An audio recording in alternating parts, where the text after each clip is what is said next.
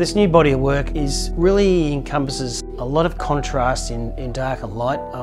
I've really honed in on really low light, sunsets, sunrises, and I like to see what effect it has on the trees, the water, the clouds. In particular the clouds, I've really explored some different avenues in how the light hits clouds. And clouds, that's my biggest thing. That takes up most of the painting and that creates the atmosphere which then conveys and lights up the land.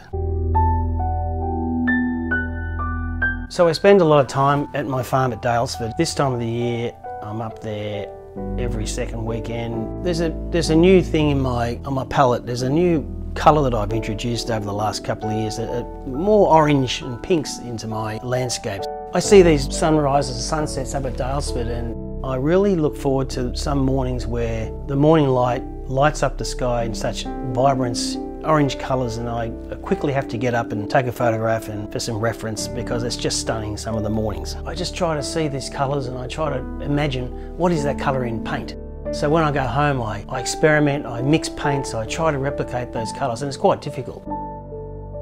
Spontaneity is the only way I paint pretty much. I just like to put the sky down, I put the land down, I rub it in, I look back, I stand back, I sit down, I look at it, I come back to it, and I just build it up and see it as it develops. All of a sudden the sun comes out and then as that colour comes out, it lights up the land, so you paint the land and you build up shadows and light through trees, and that's how the whole painting develops and comes to life. I actually ruin brushes.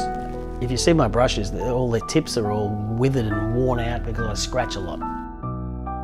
I just like to paint pictures that I like to see in nature, where if I'm driving along or walking along and I see something amazing, I go, wow, look at that.